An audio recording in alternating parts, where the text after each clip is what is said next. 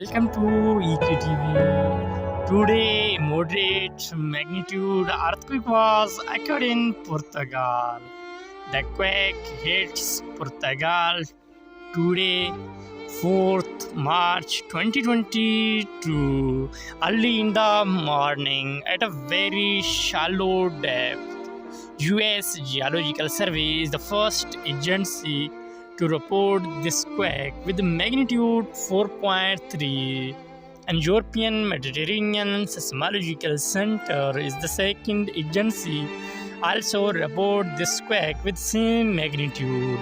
The exact magnitude, epicenter and depth might be revised in next few hours or minutes. If you like our videos, then please subscribe our YouTube channel for more updates.